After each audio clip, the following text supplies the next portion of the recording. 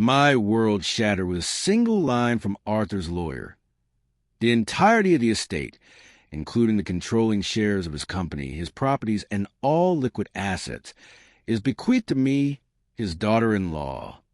The air in the opulent study vanished, replaced by a thick, suffocating silence. Across from me, my husband David and his 3 siblings stared, their expressions shifting from shock to a cold, simmering fury. I had just inherited a fortune from the man I'd cared for as he was dying, and in doing so, I had torn my own family apart. For context, my father-in-law, Arthur, was a titan of industry, a self-made man who had built a logistics empire from the ground up. He was a widower, his beloved wife, Clara, having passed away from a long illness when their children were still young. He never remarried, pouring all his energy into his business and his family. He had 4 children. The eldest was Michael, a 42-year-old with perpetually dissatisfied air, who had always felt entitled to the business but had never shown the drive to truly earn it. Then came my husband David, 38, who worked within the company but was more interested in the prestige of his title than the grind of the work. Then there were the younger 2, Sophia and Isabella, 30-year-old twins who had enjoyed every privilege their father's wealth could offer, but had rarely offered anything in return beyond occasional, dutiful visits. I had always admired Arthur. He was sharp, kind beneath his gruff exterior, and he had treated me like a daughter from the moment David introduced us. We shared a love for classical literature and quiet evenings, something his own children, with their busy social lives and constant striving, had little time for. About 8 months ago, Arthur was diagnosed with pancreatic cancer. It was aggressive, and the prognosis was grim from the start. The news sent ripples through the family, but the response was, "I came to see," tellingly passive. There were tears. There were promises to visit, but when it came to the grueling day-to-day reality of caring for a dying man, everyone found a reason to be elsewhere. David and I were going through a rough patch. The initial passion of our marriage had cooled into a polite coexistence, strained by his long hours at the office. Hours I now suspect were not always work-related, and my own growing dissatisfaction with our life. We lived in a beautiful house in a neighboring state, a symbol of a success that felt increasingly like a gilded cage. When Arthur's diagnosis came, I didn't hesitate. I told David I was moving into Arthur's estate to care for him. David was livid. "You're going to move 2 states away? Now, we have our own problems, Maya," he'd argued, his face a mass of frustration. "He's your father, David. He's alone. He has nurses, but he needs family," I'd pleaded. "He has 4 children. Let Michael step up for once." Or the twins. "Why does it always have to fall on us?" he'd retorted, though his definition of us was notably narrow, as he had no intention of participating. "Because I'm the only one willing to do it." I'd finally snapped. "You're traveling half the month anyway. You won't even notice I'm gone." It was a low blow, but it was also the truth. After a week of tense, circular arguments, he'd reluctantly agreed, more out of exhaustion than acceptance. So I packed my bags and moved into the sprawling, often lonely mansion where Arthur lived. The following months were the most difficult and most profound of my life. Arthur's decline was steady and merciless. I managed his medications, liaised with his doctors, read to him when he was too weak to hold a book, and simply sat with him during the long, silent hours when the pain was too great for sleep. His children visited, but their visits were brief, awkward affairs. Michael would talk business, oblivious to his father's fatigue. David would fly in for a day, looking uncomfortable and out of place. Sophia and Isabella would flutter in and out, filling the house with the scent of expensive perfume and empty chatter, before disappearing again. It was clear they were performing a duty, not offering comfort. Their absence was a physical presence in the house, a testament to their neglect. I didn't do it for reward. I did it because I had loved my own grandfather dearly and had been a teenager when he died, haunted by the feeling that I could have done more. I was determined that Arthur would not feel alone. I grew to love him even more, this strong, proud man reduced to fragility, who would sometimes grasp my hand and whisper, "Thank you, my dear. You shouldn't have to see me like this." He passed away peacefully one evening, with me holding his hand. The funeral was a grand, somber affair orchestrated by David and me, as the others seemed incapable of handling the details. 3 days later, the family gathered in Arthur's study for the reading of the will.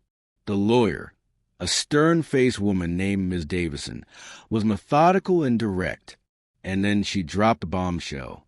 Arthur had left everything to me. The company, the houses, the investments, everything.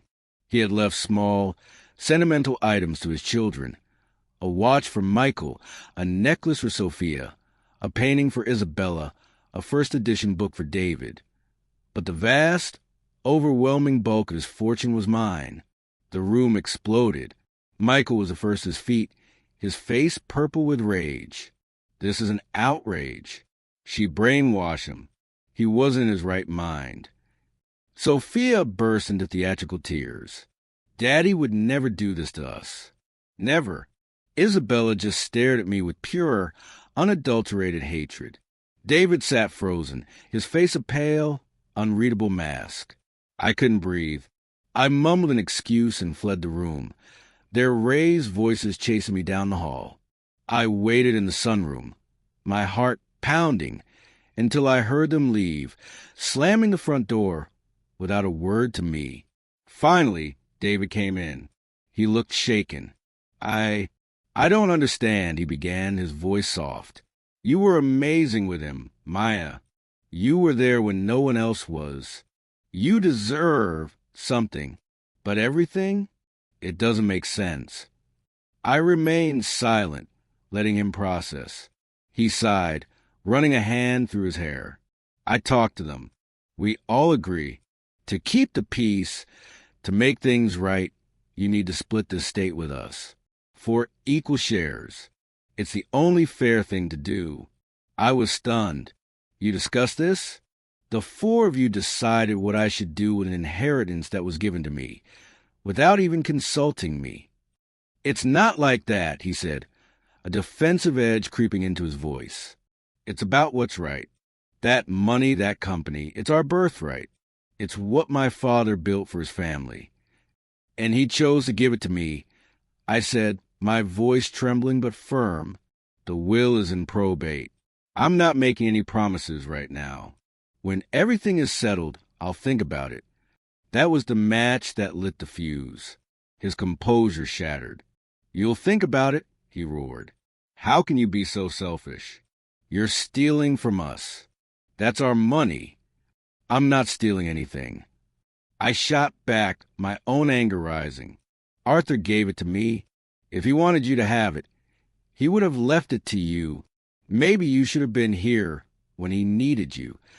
We were soon screaming at each other, all the pent-up resentment of our failing marriage pouring out. The core issue, the one that had been festering for years, was children. David wanted them desperately. I was terrified. His job as a high-level consultant kept him on the road constantly. I had a demanding career as a financial analyst, a job I could do remotely but which required intense focus and long hours. I knew, with a chilling certainty, that if we had a child, the entire burden of parenting would fall on me. We had no family nearby, and nannies were a costly solution he was reluctant to fully fund, always talking about managing expenses. He argued that since I worked from home, I could easily manage a baby and my job. He dismissed my concerns about the physical and emotional toll, my fear of losing my financial independence, and my simple, desperate need for a partner who would be present. He accused me of making excuses, of not being committed to our family, of overreacting. Our arguments were a broken record, leaving us both bitter and exhausted. His threat issued in a venomous snarl. was a final straw. "If you don't agree to split the inheritance, Maya, I'll divorce you. Make no mistake, your decision will have consequences." I looked at the man I had loved, now glaring at me as if I were a stranger, an obstacle. "I don't care what you or your siblings think," I said, my voice cold and flat. "Do what you have to do." He stormed out. A week passed without a word. I stayed in Arthur's house. Michael, Sophia, and Isabella visited, each taking a turn to try and guilt or bully me into compliance. I gave them the same noncommittal answer: "I'll think about it." But inside I was hardening. They didn't deserve this. They hadn't deserved their father. I spoke to my older sister, the only family I had left. She thought I was being harsh. That family should share. But she also conceded it was my choice. And my choice was becoming clearer. With this inheritance, I could be free. I could leave my unfulfilling job, start the boutique investment firm I'd always dreamed of, and build a life on my own terms. The cost, it seemed, was my marriage. The silence from David confirmed what I already knew. The only person trying to save our relationship was me. His entitlement over the money was a final, ugly symptom of a deeper disease, a fundamental lack of respect for me, my ambitions, and my autonomy. It wasn't about the money itself. If he had approached me with love and humility, I would have shared it with him in a heartbeat. But his demand, backed by a threat, made it impossible. After 2 weeks of radio silence, I made my decision. I texted the family group chat, a modern-day missive of war. I have given it a great deal of thought. I will be honoring Arthur's last wishes and keeping the inheritance he left to me. This is my final decision. The response was instantaneous and vicious. My phone blew up with a torrent of abuse. "Gold digger, manipulative witch. You'll regret this. We'll see you in court." Even amidst the barrage, David said nothing. I told them they were welcome to contest the will, but I would not be swayed. Then, I was unceremoniously removed from the group chat. I contacted Ms. Davison, who was fully aware of the situation. She agreed to represent me if they challenged the will, and also gave me the name of a superb divorce attorney. The path ahead was painful, but it was clear. A few days later, I filed for divorce. It was only then that David broke his silence, sending a text that was a masterpiece of self-pity. "So you're really never speaking to me again?" When I called him, my voice thick with unshed tears, and told him I wanted a divorce, that I was tired of fighting a one-sided battle, he accused me of bluffing. "You're just being dramatic. You want me to beg," he scoffed. When I assured him I was deadly serious, the silence on the other end was profound. Then he found a new weapon. "I should have known," he said, his voice dripping with contempt. "You're leaving me because you're rich now. You don't need me anymore." The accusation was so cruel, so fundamentally wrong, that it broke something inside me. I started to cry. "I'm not leaving you for the money, David. I'm leaving you because of the man you become. You're jealous that your father saw more integrity in me than in you, and you can't stand it. He told me he had no sympathy for me, that I was a horrible person, and that he regretted our marriage." The words were like physical blows.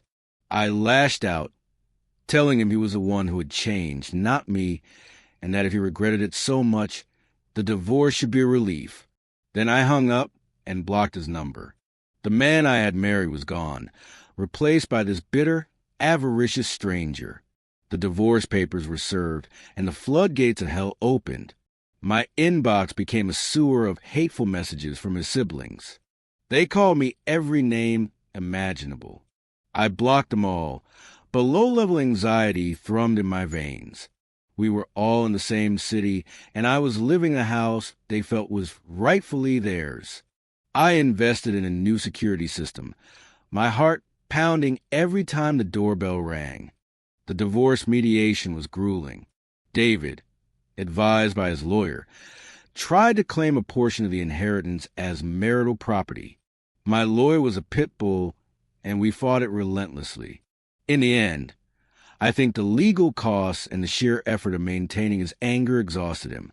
He let it go. We divided our marital assets, the house we'd shared, our savings, and went our separate ways. The divorce would be final in a few months. As for the will, Michael, Sophia, and Isabella did try to contest it. They hired a lawyer and began spreading vile rumors that I had coerced Arthur, that I had isolated him from his family, that my care was a calculated performance. But their plan backfired spectacularly. Arthur had been close to his brothers and sisters, my aunts and uncles by marriage. They had visited often during his illness. They had seen my devotion firsthand and had witnessed his children's absence. When Arthur's siblings got wind of the accusations, they were furious. They confronted Michael, David, Sophia, and Isabella, and from what I heard, it was a brutal confrontation. They defended me staunchly, shaming Arthur's children for their neglect and their current greed. They told them that Arthur had been of sound mind, that he had spoken often of his gratitude and love for me, and that he had been deeply disappointed by his own children's indifference. The pressure from their own extended family was too much.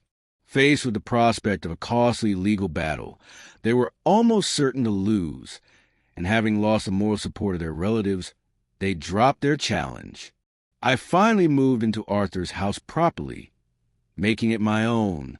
It was no longer a place of illness and sadness, but a place of new beginnings. I quit my job, the sense of liberation overwhelming. I spent my days now developing the business plan for my investment firm. The capital Arthur had left me providing a safety net I had never known. One afternoon, I was in the garden, looking over financial models, when a sense of peace settled over me. It was over. The war was won.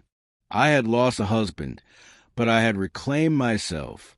The inheritance wasn't just money. It was validation. It was Arthur's way of telling me that my compassion, my integrity, and my strength had value. His own children had shown their true colors, and they had been found wanting. My future was mine to build, free from the demands and disrespect of those who had never truly seen me. I was finally completely and unapologetically free.